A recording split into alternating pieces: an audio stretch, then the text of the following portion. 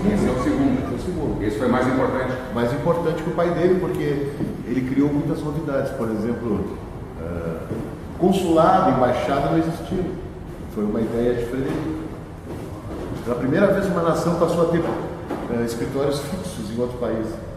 Isso aí foi uma inovação dele. Várias inovações, a obra dele é fantástica.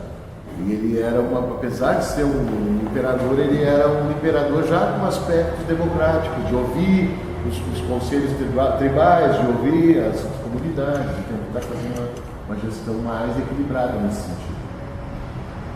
Depois veio Bichat, que é o último nome do calendário, é o último de secar cadáveres. Então ele fazia isso clandestinamente, nos porões, nas catacumbas, nos lugares insalubres.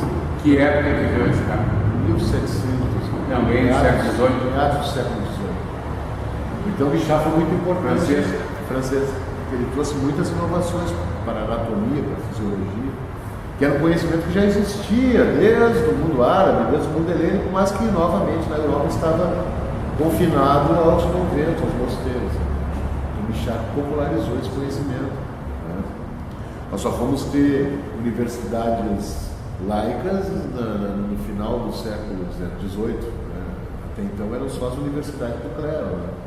Então, toda essa ideia positiva, o positivismo, a religião da humanidade, não deixou de ser uma trincheira do iluminismo, do enciclopedismo em períodos de trevas. Né? Nós temos na nossa biblioteca livros que escaparam da Inquisição, por exemplo, para vocês terem uma ideia.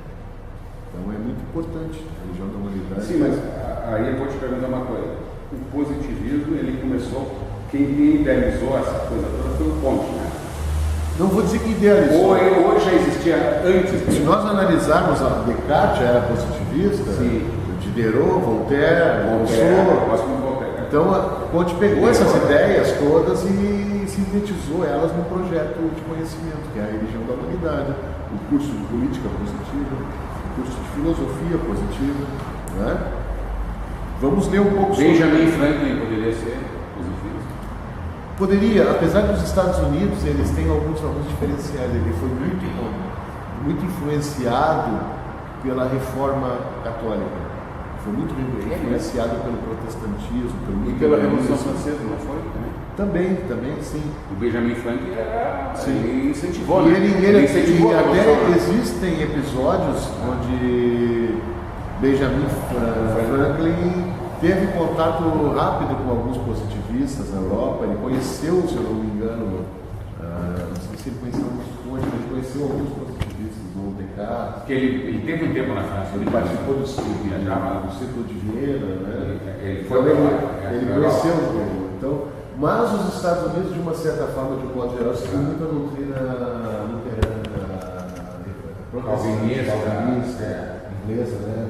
Então, ele, claro que teve influência do positivismo, do iluminismo, mas ele teve mais influência da reforma católica. Nós não, o Brasil não. O Brasil até o período do Império sim, mas depois com o período republicano ele foi totalmente positivado. Estado laico, separação da igreja do Estado. Tanto é que na Constituição americana ainda está a palavra Deus. A nossa não. Nossa é pátria, família e a humanidade. Está voltando agora a ideia dos sufixos dos tribunais. Sempre existe uma resposta religiosa para todas as ações laicas. Então, o Brasil voltou, nas últimas décadas, sofreu uma influência evangélica, católica muito grande. Desde o período Vargas, quando ele foi chantageado pelo arcebispo do Rio de Janeiro, ele não quis doar o espaço para a colocação do Corcovado. Ele sofreu uma ameaça do velho. Se o governo não reconhecer a religião do povo, a religião do povo não vai mais reconhecer o governo. Bom dia, irmão. Isso seria um problema, né? Bom dia, tudo bem? Sejam bem-vindos.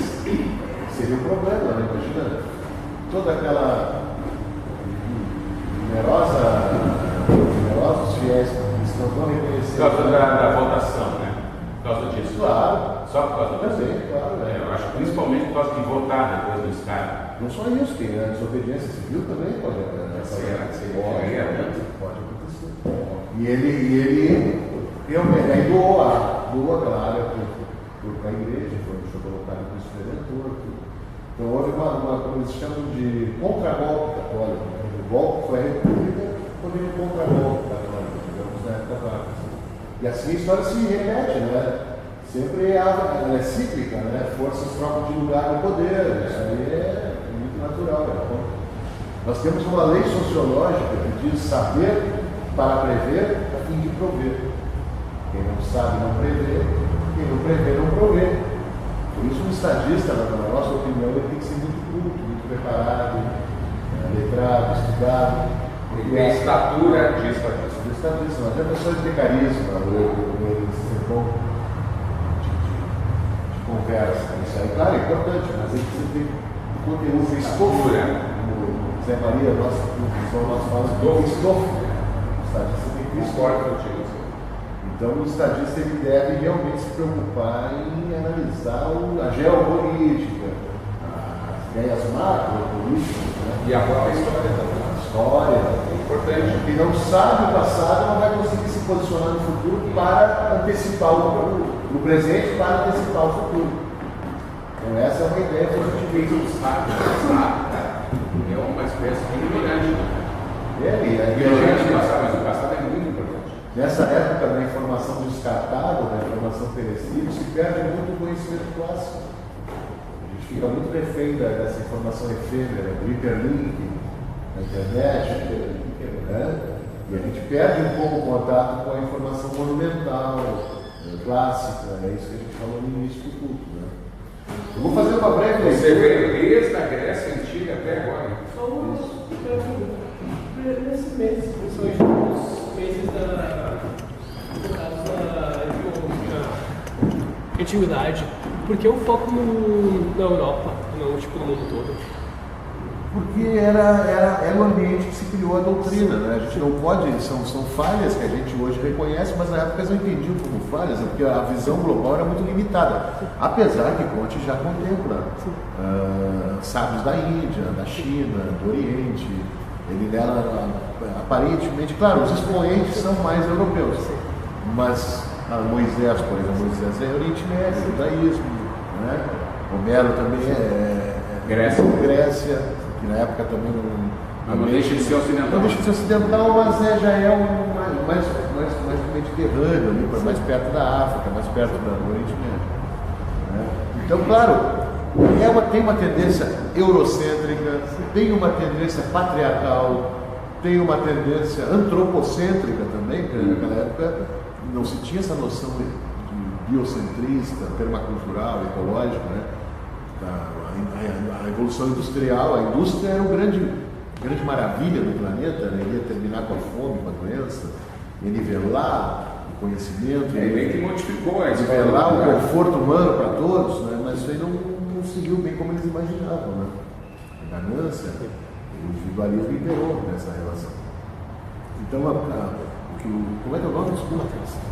Mateus. Então, o que o Mateus coloca é realmente um fato. A nossa doutrina, ela está embebida de eurocentrismo, ela é muito influenciada por essa ideia eurocêntrica. E a gente, claro, nós temos até a missão de fazer um calendário contemporâneo, onde nós vamos poder contemplar mais sábios aqui na América Latina. A gente tem pouca influência na América Latina, tem o Tupac Amaru no calendário, tem Kamehameha, mas não tem mais outros sábios de outras localidades tribais, primitivas, muito poucos. Né? Então, a gente tem essa missão de modernizar, de aperfeiçoar o nosso calendário. Mas pouco se conhece também da história de sábios da América do Sul, é bem pouco. Hoje nós conhecemos pouco, imagina 200 anos atrás, o que se sabia do Oriente, do Ocidente. Hoje nós sabemos pouco. Conte não sabia, eles tinham quase nenhuma informação. Não, porque a América do Sul era uma coisa meio... E toda a informação contida nas bibliotecas tinha uma certa permissão do clero. Não era um conhecimento livre, não eram livros pensadores. Então a gente sabia muito pouco na Europa naquela época sobre os outros continentes. Se entendia o mundo como aquele mundo eurocêntrico, né? Essa é a verdade. Mediterrâneo ali, verdade. Aqui é a civilização e os outros são povos bárbaros, povos selvagens, canibais. Tinha uma ideia muito equivocada do planeta. Não sabiam que existia por exemplo, o Tibete, a cidade sagrada, isso aí foi conhecido agora, no século XX, né? Herméticos não sabiam nada sobre aquilo. Então, no entanto, é uma civilização mais antiga que a própria Europa. E já faziam cirurgias cerebrais, já conseguiam tirar coágulos do cérebro há 5.000 anos atrás. Já faziam cirurgia dentária há 5.000 anos atrás. Então a gente sabe muito pouco sobre as civilizações primitivas. E soube muito bem destruí-las. Isso foi o europeu foi fantástico nesse quesito. Destruir civilizações primitivas é a especialidade deles. Mas a gente sabe muito pouco sobre a cultura delas. Tá? Então a gente tem que realmente ser humilde, reconhecer que a gente sabe pouco sobre outras culturas, né? Ainda mais naquela época. Né? Tem uma pequena leitura da nossa prédica hoje, que é a concepção geral da síntese subjetiva. Augusto Conte é muito conhecido pelo curso de política positiva, pelo curso de filosofia positiva, mas poucas pessoas conhecem o último livro dele, chamado Síntese Subjetiva, onde ele explica que ele não é cientificista, que ele não é racionalista, mas ele é positivo. O ser positivo contempla também estudar os aspectos subjetivos do conhecimento humano, o sentimento humano, a arte, a emoção humana. Não podem ser negligenciadas, elas são variáveis que precisam ser computadas nesse grande mosaico epistemológico científico. Então a emoção humana é importante. E a síntese subjetiva trata da emoção humana, né? A concepção geral da síntese subjetiva. Filosofia primeira, filosofia segunda e filosofia terceira. Todos os acontecimentos cósmicos ou humanos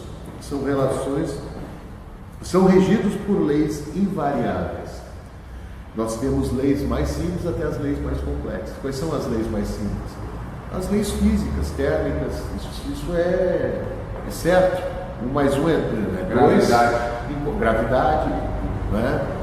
São leis que não mudam no nosso planeta. Nós já sabemos, claro, a física quântica já nos mostra que e nem todas já existem variações em outros lugares, em outros recantos do universo. O tempo dilata, a luz se curva, mas aqui nós temos que seguir essas leis físicas clássicas, digamos. Mas elas também são submetidas a leis mais sutis, por exemplo. E ali dá para identificar muito bem isso, ali é o nosso dogma. O dogma positivista é a ciência. Da mais simples, a lógica, 1 mais 1 é 2 em qualquer temperatura, em qualquer pressão atmosférica. A cosmologia, nós temos que entender a mecânica celeste, é quase uma mecânica atômica, porque não difere muito. Se nós analisarmos a sequência Fibonacci, a interseção áurea, o espiral, por exemplo, né? A espiral ela se apresenta desde um átomo até uma molécula, até a casca DNA, até a casca de um caramujo, até a água quando escorre no ralo, até uma galáxia, como a Via Láctea, tu vai ver que ela é uma espiral. Isso. Então existem padrões científicos que a gente pode perceber. Do micro ao macro. Do micro ao macro. E isso a gente pode entender como uma cosmologia, uma biologia, né? Aí já vem um campo mais complexo, que é a sociologia, porque as relações humanas não são previsíveis, não são mensuráveis, não são tangíveis.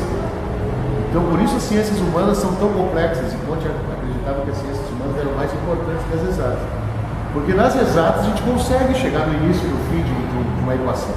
Nas humanas não. Né? A moral, por exemplo, a moral ela é intangível, ela é imensurável. O que para algumas culturas é moralmente aceito, para outras não é. E o que determina essa moral são variáveis muito complexas, muito subjetivas. Né?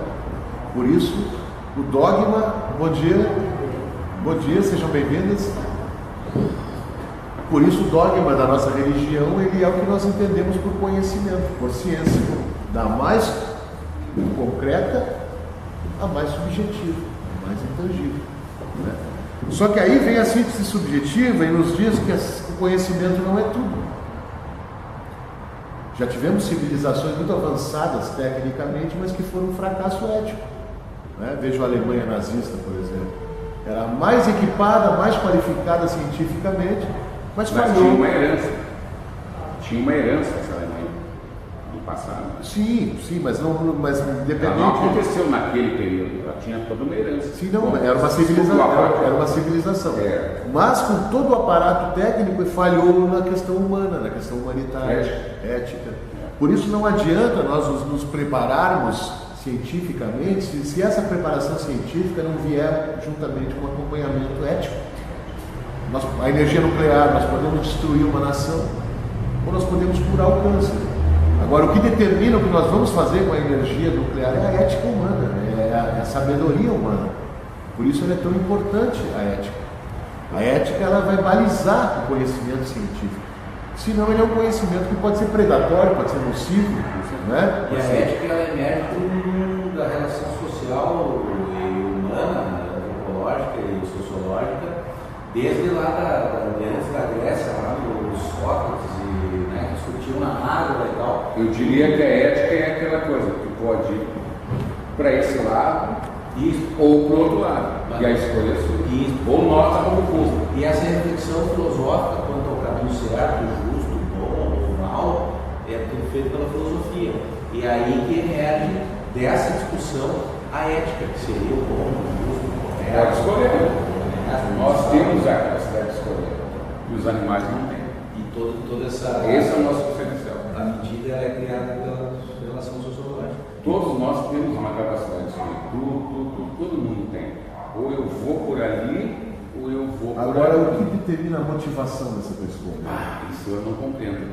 Aí vem toda essa questão. Nós podemos evocar valores cosmoéticos, muito além da ética, né? Uma ética cósmica que vai se preocupar com a homeostase, com o perfeito equilíbrio planetário, com a permacultura. O detalhe é que cada ser humano tem uma singularidade, assim, de se alimentar de uma fonte diferente de energia. Né?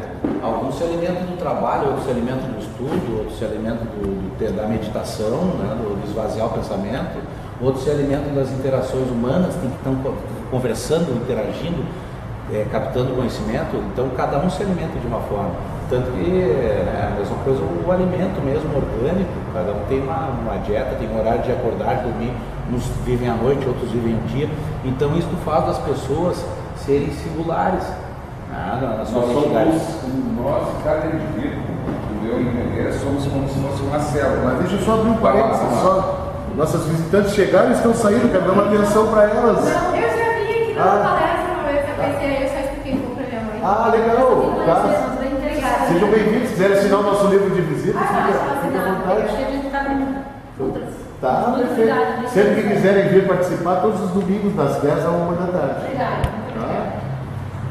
Eu vou continuar a leitura, porque é muito importante esse resumo aqui da síntese subjetiva. Todos os acontecimentos cósmicos ou humanos são regidos por leis invariáveis. Elas são múltiplas e irredutíveis, pois não há uma lei objetiva única que abranja a totalidade dos fenômenos. Existem fenômenos físicos, que existem fenômenos psicológicos e eles interagem. E nós não temos ingerência sobre eles, são variáveis que nós não controlamos.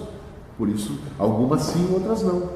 A gente pode arar a terra para obter um plantio de um alimento, mas a gente não pode determinar o dia que vai chover, ou já alguns já.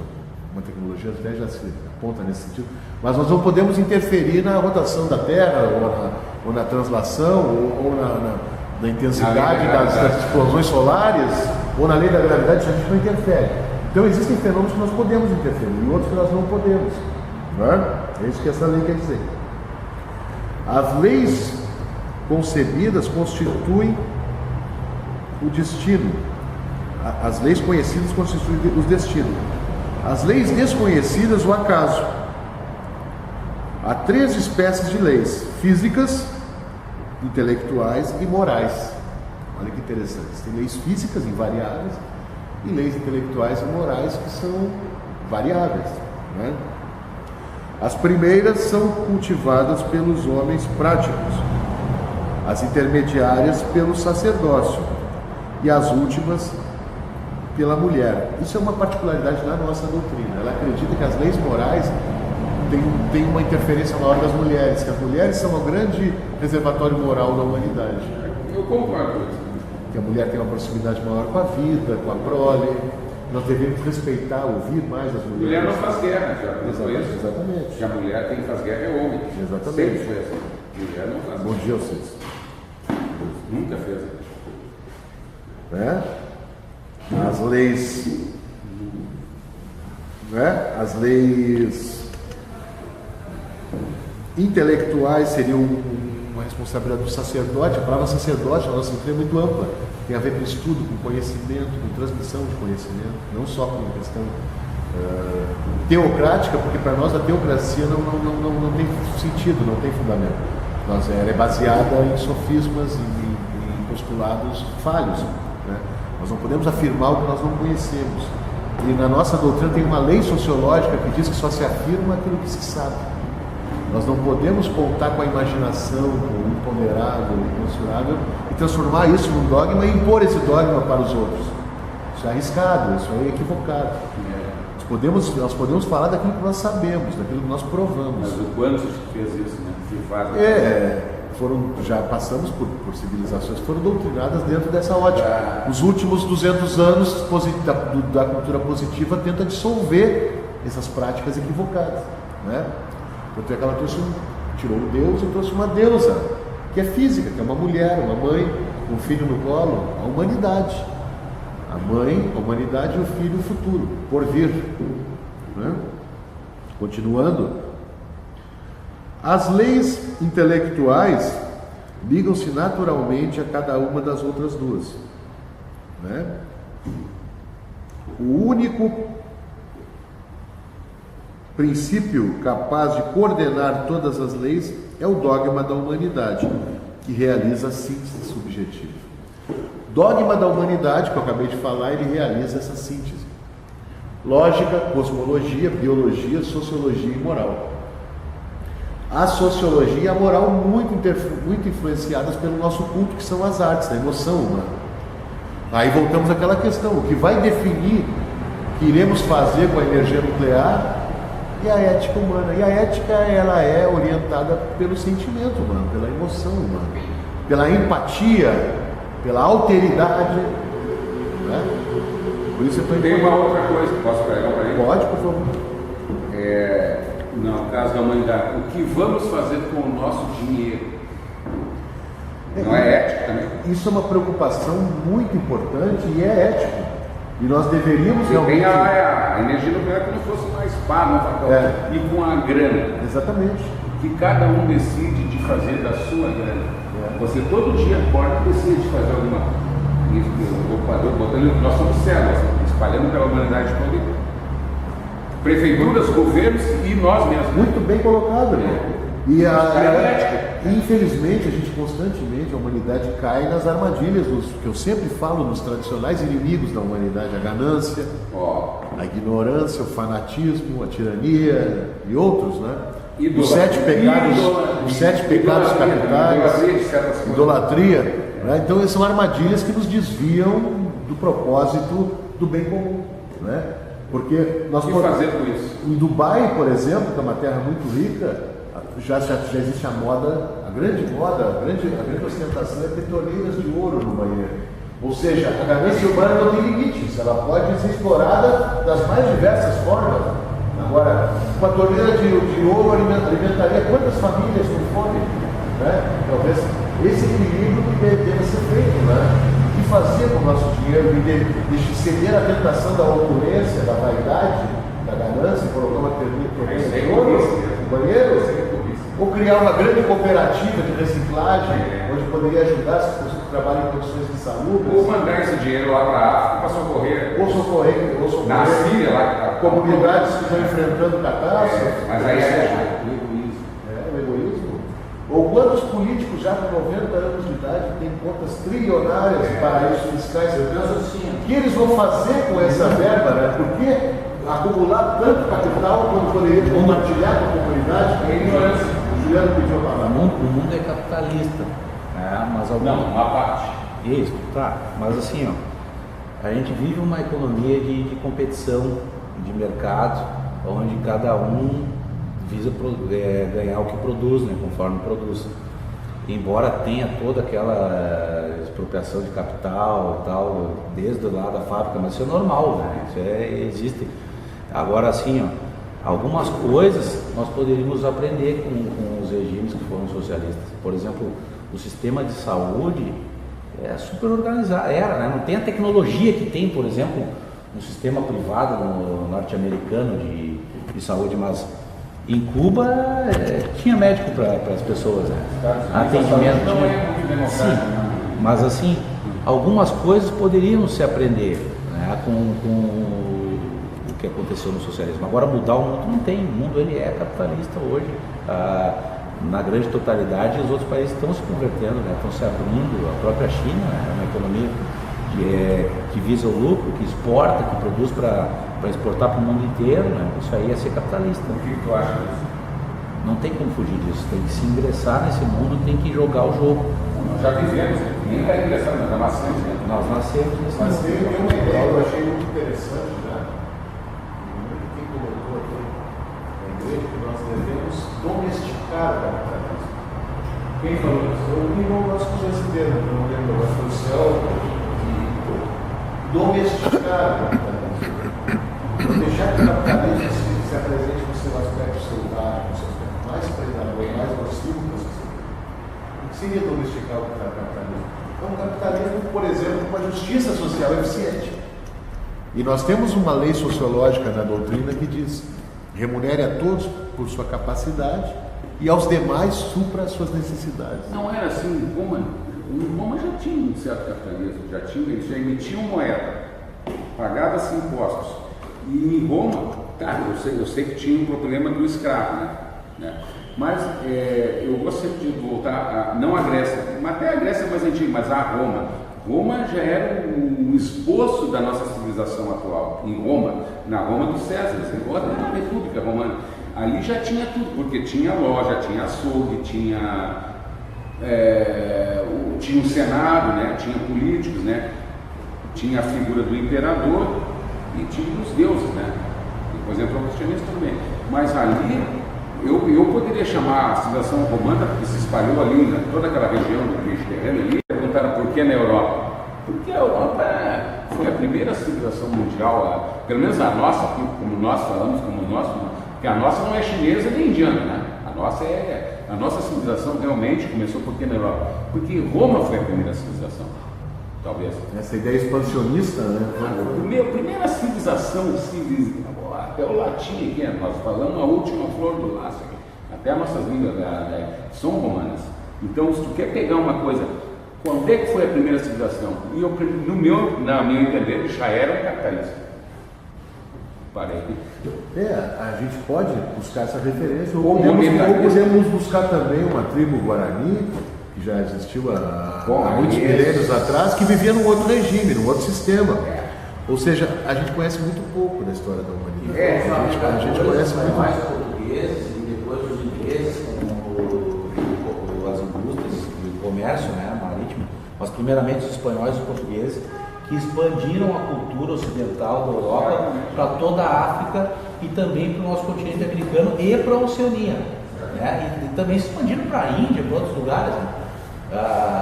Na própria lá o Antártica, mas iniciou todas as navegações, descobrimentos, bravadores.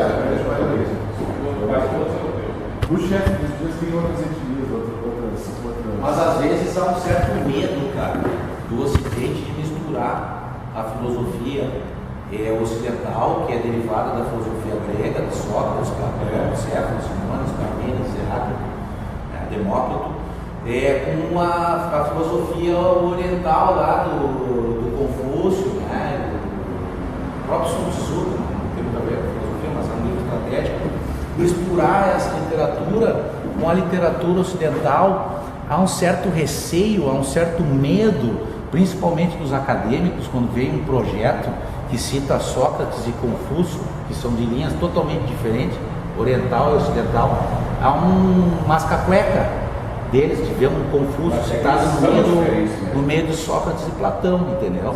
Há um certo medo, porque o mundo ocidental ele foi fundado sobre a filosofia grego-romana, lá todo, né, o cristianismo, o judaísmo, o cristianismo, ele votou o judaísmo e da... Além da greco-romana e do judaísmo. Do judaísmo. Vamos botar essas três. Do greco-romano e do judaísmo. Então, né, e o judaísmo teve uma passagem lá pelo Egito, então tem toda uma coisa, né, de alimentação de uma civilização que foi construída sobre outra e se alimentou de uma outra. Completamente diferente da China. Só para ilustrar mais o nosso culto, eu vou falar os chefes da semana. Tá? Nós estamos hoje no dia 28 de Arquimedes. É o dia de Plínio, o Velho. Foi um grande orador, um grande cientista, um grande estadista. Então temos o primeiro dia Varrão, depois Columélia,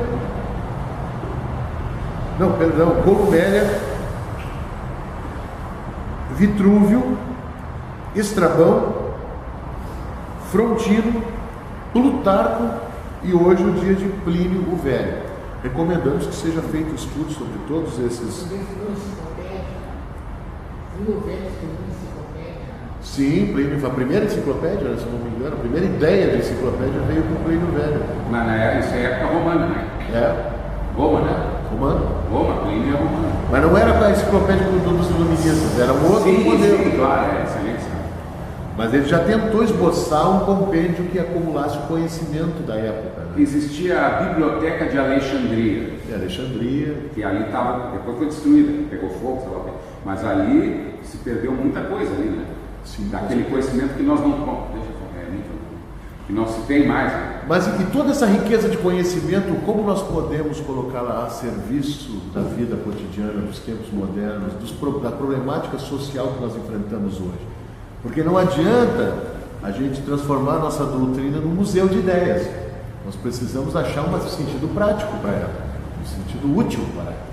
E eu vejo nessa trilogia do que se sabe, o que se sente e o que se faz, uma bela resposta. Né? O irmão Raul Selva, que não está presente hoje, ele sempre diz uma frase importante, que eu aprendi essa frase, ela vem do estudo da conscienciologia, que não é totalmente científica, mas é uma doutrina muito linda. Ela diz que nós constantemente devemos povoar a mente com bons psiquismos. Isso é um antídoto para Bom dia, seja bem-vindo. Povoar a mente. Leitura edificante. Leitura edificante, um conhecimento construtivo, um conhecimento que nos torne melhores. Né? Não devemos perder tanto tempo com o hedonismo, com o niilismo. Ficar ali na rede social. O conhecimento fútil, o conhecimento banal, o entretenimento, tudo isso é importante, é bom, mas está ocupando muito espaço na mente humana. Nós devemos povoar a mente com bons psiquismos, bons pensamentos, né? Carregar diariamente conosco as nossas melhores influências, bom conhecimento, os melhores conhecimentos, os melhores ensinamentos, porque a prática do cotidiano hoje está levando a humanidade, de uma certa forma, à barbárie. É muito leviano. É superficial, é leviano, muito voltado para o prazer, né? O hedonismo, muito voltado para o entretenimento. Mas e aí? Eu li uma frase na internet, tem coisas interessantes, o Facebook tem coisas interessantes. Eu gosto de citar tem que essa garimpar, frase. né?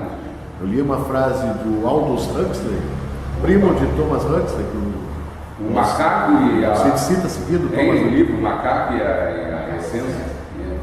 Isso é maravilhoso.